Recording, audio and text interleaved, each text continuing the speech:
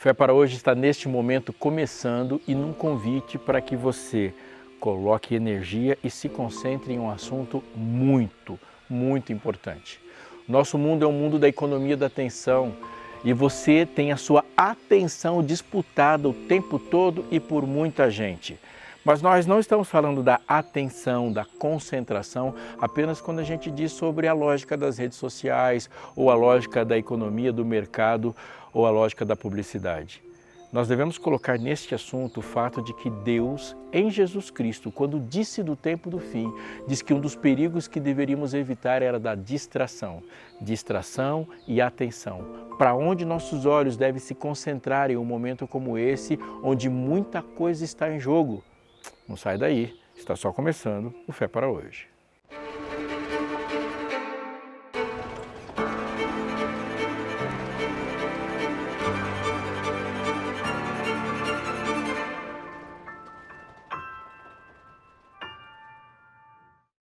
Tem uma bênção para colocar na sua mão.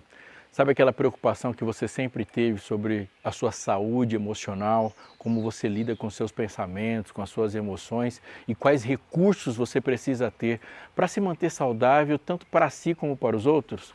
Pois bem, a Novo Tempo preparou já há algum tempo essa revista aqui, Mente Feliz. E ela fala de cuidados com a saúde mental. Ela fala desse desafio mesmo, que é viver de uma maneira plena, satisfeita em um mundo onde quase tudo joga contra. Mas temos muitos elementos que jogam a favor, como a alimentação, determinados cuidados, atitudes, movimentos terapêuticos e um posicionamento mental que a gente tem conosco, com Deus e baseado naquilo que Deus falou, ou seja, de maneira infalível para o nosso cuidado. Essa revista ela é produzida de maneira profunda, com muita, mas muita importância técnica, muito conteúdo de qualidade, científico também, preparado por alguém que sabe falar do assunto, que dedicou muitos anos à pesquisa e ao trabalho nisso. Mas ela chega de maneira didática, compreensível, típica para o dia a dia e para qualquer pessoa que quer obter dela essas informações tão importantes. Como que você faz? Só falar com a gente. Manda uma mensagem agora para 12 98244 4449. Vou repetir para você, 12 98244 4449. Conversa com a gente, seus dados serão protegidos, porque nós levamos isso muito a sério e a revista chegará até você gratuitamente. É uma oportunidade e tanto que você não pode perder.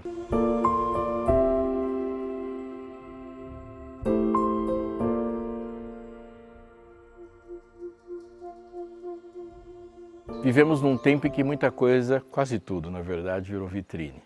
A vida que antes se desenrolava no calor dos encontros, no compasso das conversas longas, foi sendo espremida para caber em telas, em stories, em métricas de visibilidade. E não é só diversão, é um sistema. A lógica dominante não nos convida a viver, mas a assistir. O mundo se converte em palco e nós, se não tomarmos cuidado, viramos plateia permanente do espetáculo. Um desfile de imagens no qual produtos, ideias e pessoas são apresentadas como mercadorias.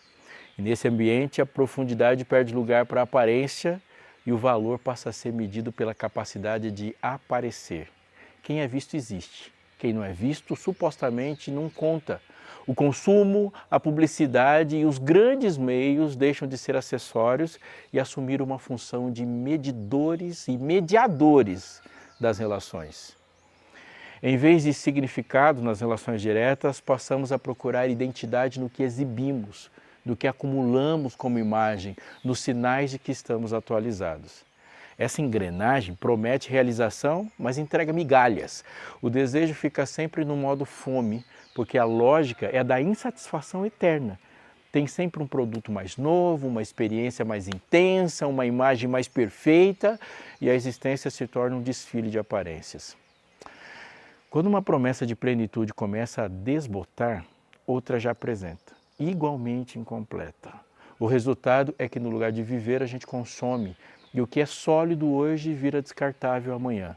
Relações, objetos e até valores passam a ser tratados como itens de prateleira. Duro enquanto me servem, mas perde a serventia, troca por outra coisa.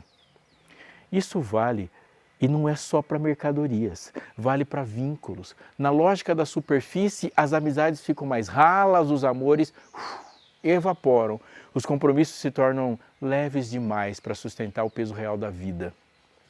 O motor dessa máquina é a pressa, um ritmo acelerado que se reorganiza tudo em torno do que é instante. Conexões breves, experiências instantâneas, recompensas imediatas. O que exige tempo, compromisso e continuidade vai pouco a pouco perdendo espaço. Não é que as pessoas desejem essa rasidão por natureza, é que o sistema nos empurra nessa direção. E a sensação que se instala é o do deslizamento permanente, como se o chão estivesse sempre fugindo de debaixo dos nossos pés. Quando essa cultura do agora se junta com a onipresença do digital, a própria imaginação fica capturada. Não é só que as telas ocupam tempo, é que elas ordenam o modo de desejar, o modo de sonhar, o modo de se relacionar. Passamos a pensar na vida como quem gerencia uma marca, curadoria de imagem, edição constante do que mostramos, ansiedade por reconhecimento. A identidade se constrói pelo que aparece e não pelo que é. E o vazio torna-se social. Muita gente ansiosa por ser vista, mas incapaz de ser conhecida de verdade. É diante disso que há um apelo urgente: recuperar a experiência real. Sair do papel de espectador e voltar a ser uma pessoa inteira, presente, com tempo para encontro, silêncio para compromisso e compromissos no silêncio. Reconstruir convivência sobre bases sólidas, onde o outro não é mercadoria, o outro é pessoa. Sabe, o que eu estou falando é contracultural. E é também profundamente espiritual no que diz respeito à relação com o Espírito, o contato pessoal com o Espírito e, anote, aos avisos do Espírito. Porque além de roubar foco, essa avalanche de estímulos rouba o espaço da contemplação. Se cada intervalo é preenchido por uma rolagem infinita, o coração perde a escuta. Sem silêncio, o coração se torna impermeável para arrependimento, para gratidão, para discernimento. E a distração, que parecia neutra, reconfigura a vida por dentro, hábitos, prioridades e, por que não dizer, amores. Agora, por que trazer tudo isso à conversa sobre fé, sobre esperança, sobre Jesus e sua volta? Porque Jesus, ao falar do tempo do fim, insistiu na vigilância. E vigilância não combina com distração crônica. A advertência do Senhor é que a sua vinda será certa, mas não será previsível pelos nossos próprios mecanismos. A vinda é próxima, mas ela não é programável por nós. E que, por isso, a atitude correta não é ansiedade, superstição e nem cálculo de datas, mas uma vida desperta, uma consciência viva, um coração atento. Ele disse: vigiai, pois, porque não sabeis o dia em que vem o vosso Senhor. E ele disse isso no Evangelho de Mateus, capítulo 24, verso 42. Ele usa imagens fortes. Por exemplo, se o dono da casa soubesse a que horas da noite viria o ladrão, vigiaria e não deixaria que a sua casa fosse arrombada. Por isso estai vós também apercebidos, porque é a hora em que não cuidais, o Filho do Homem virá. No mesmo capítulo de Mateus, o capítulo 24, ele disse isso nos versos 43 até o 44. Repetiu isso em Lucas também.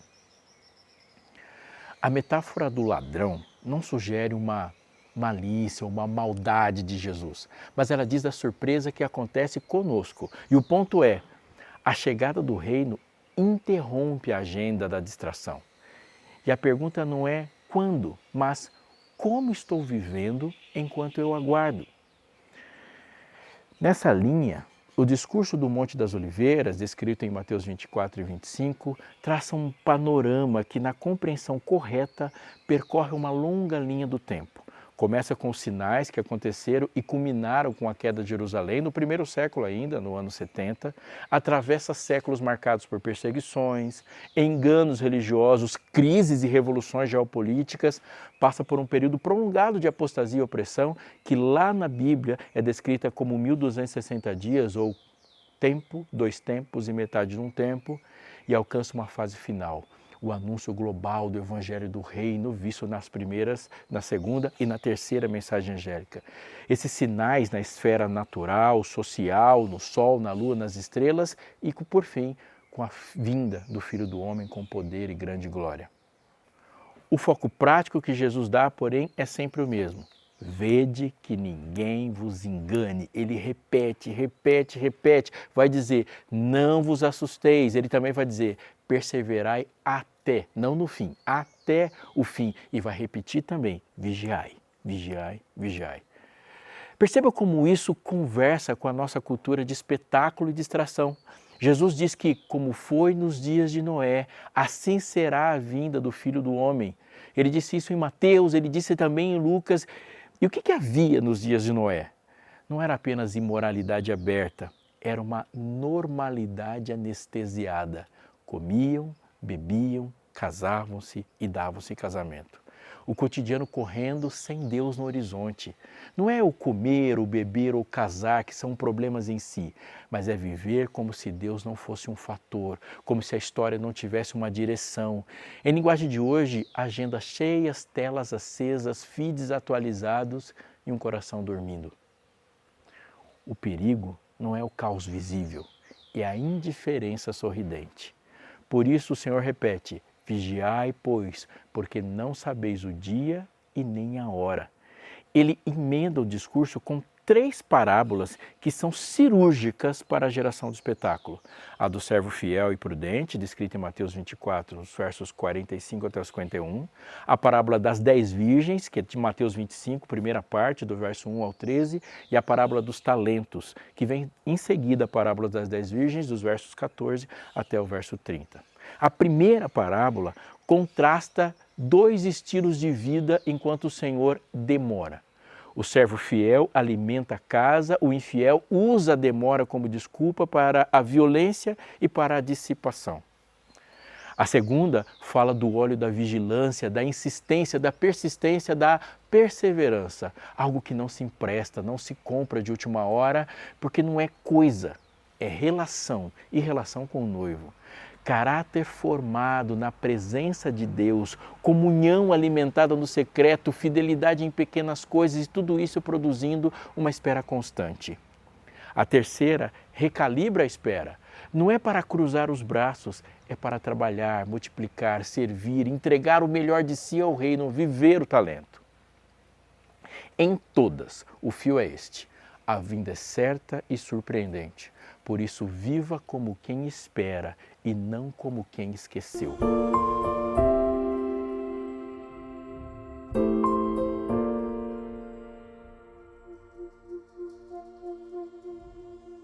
A metáfora do ladrão reaparece como um martelo que marca um compasso. Ela está em Mateus 24, versos 43 e 44 e também em Lucas, isso é muito importante. Como vimos, ela ecoa nas palavras de Jesus ressuscitado às igrejas. Lembra-te do que tens recebido, ouvido, guarda-o e arrepende-te. Se não vigiares, virei como ladrão e não saberás a que hora virei contra você. Apocalipse 3:3. De novo, não é uma ameaça para gerar um pavor irracional. É um alerta para sacudir quem dorme. E mais adiante, no clímax da narrativa profética, a voz do Senhor irrompe. Eis que venho como ladrão. Bem-aventurado aquele que vigia e guarda as suas vestes. Apocalipse capítulo 16, verso 15. Guardar as vestes, na linguagem bíblica, é conservar o testemunho, manter a integridade que a justiça gera e não permitir que a sujeira do momento no pecado cole na justiça que foi dada, na pureza concedida por Cristo. Agora, como essa vigilância se pratica no mundo de telas e vitrines? Em primeiro lugar, entendendo que vigiar não é ficar encarando o céu tentando adivinhar nuvens. Muito menos entrar naquela paranoia com qualquer manchete que aparece na TV, na revista, nos jornais ou na internet. Vigiar é cuidar do coração, é manter a chama do óleo acesa quando todo o resto empurra para o adormecimento. É escolher rotinas que alimentam profundidade. Palavra, a Bíblia na forma pura, oração, serviço. É fazer com o que o servo fiel faz. dar alimento a seu tempo, alimentar a casa, cuidar de gente, fazer o bem, ainda que ninguém esteja filmando. É usar os talentos e oportunidades com senso de mordomia e não enterrá-los por medo e nem desperdiçá-los por vaidade. Em segundo lugar, vigilância tem a ver com lucidez diante dos enganos e principalmente no mundo religioso. Jesus foi taxativo. Acautelai-vos para que ninguém vos engane, porque muitos virão em meu nome e enganarão a muitos. Mateus 24, 4 e 5, no verso 11, no verso 24, ele fala de falsos cristos e falsos profetas, sinais espetaculares que chamam a atenção, mas que no conteúdo distorcem o caráter do Evangelho, esvaziam a cruz, relativizam a obediência, transformam fé em produto. Numa cultura treinada para confundir brilho com verdade, a vigilância precisa de Bíblia aberta e joelho no chão. E não é olhar desconfiado para tudo, é muito mais do que isso, é discernir o espírito das coisas. Se puxa para longe do caráter de Jesus, não importa quantas luzes e fumaça, não é do Pai. Em terceiro lugar, vigilância envolve esperança missionária. No coração do discurso de Jesus há uma promessa que funciona como bússola para quem lê a história com o olho da fé. E este Evangelho do Reino será pregado em todo o mundo, em testemunho a todas as nações, e então virá o fim. Mateus 24, 14.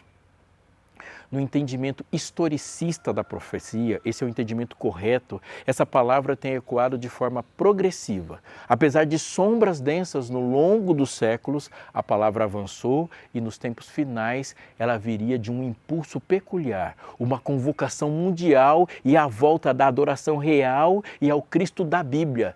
Temei a Deus e dai-lhe glória, adorai aquele que fez o céu, a terra, o mar e as fontes das águas. A primeira mensagem angélica escrita em Apocalipse 14, versos 6 e 7.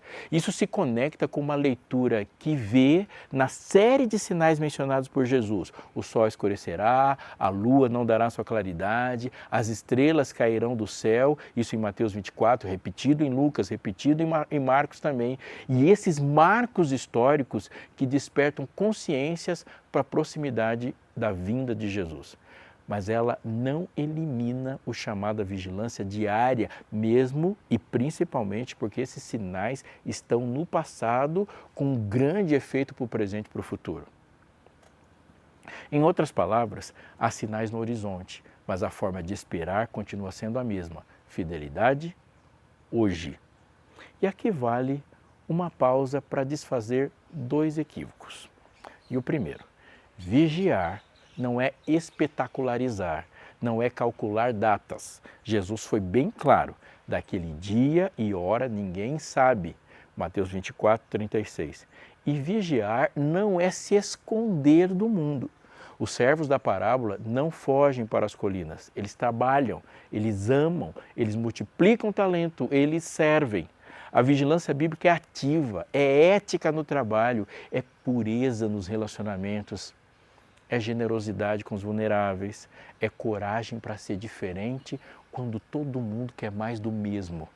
É prática de sábado como ato de confiança no Criador, aquele que fez os céus e a terra, e de libertação desse ciclo de produtividade e de progresso eterno para onde não se sabe o que o progresso e onde esse progresso está numa corrida infinita. Vigilância é uma vida simples que desafia o frenesi do consumo. É comunhão que cura a superficialidade das redes. É alegria que não depende de likes. É obediência que não pede aplauso. Como isso se parece no dia a dia? No mundo dos feeds, a parábola das 10 virgens ganha contornos muito concretos. O óleo não é hype espiritual. A vida com Deus, íntima, silenciosa e perseverante, essa sim é óleo. Esse óleo não se compra de madrugada, não se pede emprestado na véspera. É fruto de uma rotina que devolve a Deus o primeiro pensamento do dia, que abre espaço real para a Escritura ler a gente, que enfrenta o pecado com confissão em vez de edição de imagem, que encontra tempo para servir alguém que não pode repostar nossa bondade. Esse óleo mantém a chama quando a madrugada é longa e ele é, note, todas dormiram, diz a parábola. A diferença não é quem foi mais forte, mas é quem se preparou antes, quem tinha reserva do lado de dentro. Vigilância não é nunca sentir cansaço. Vigilância é ter combustível para atravessar o cansaço. Outro retrato do cotidiano aparece nas palavras: acautelai-vos por vós mesmos, para que nunca vos suceda que o vosso coração, preste bem atenção, fique sobrecarregado com as consequências da orgia, da embriaguez e das preocupações dessa vida, e para que aquele dia não venha sobre vós repentinamente como um laço. Vigiai, pois, a todo tempo, orando, para que possais escapar de todas as coisas que hão de acontecer e estar em pé na presença do Filho do Homem. E a metáfora do ladrão? Ela é um antídoto contra a soberba do controle. Em termos simples, Jesus está dizendo que a sua vinda não se ajustará ao nosso calendário de produtividade. Não será mais um item na lista, será interrupção. Por isso, a única forma de estar pronto é estar andando no caminho e não na plateia do espetáculo. O dono da casa não vigiou, perdeu a oportunidade de impedir o arrombamento e isso foi um resultado catastrófico. A igreja que não vigia perde o frescor da fé. O mundo que não vigia é colhido no meio da normalidade. Comiam, bebiam, lembram-se? A advertência é para despertar. Bem-aventurado aquele que vigia e guarda as suas vestes, Apocalipse 16:15. Guardar as vestes, repito, no vocabulário bíblico, é manter o caráter incontaminado, lavar as vestes no sangue do Cordeiro, conservar o testemunho quando tudo empurra para o tanto faz. Se juntarmos tudo, a cultura da imagem, a distração crônica, a ansiedade de aparecer e as palavras de Jesus sobre vigilância, fica claro que a maior batalha dos últimos dias acontece no território da atenção. E eu não posso separar atenção de adoração.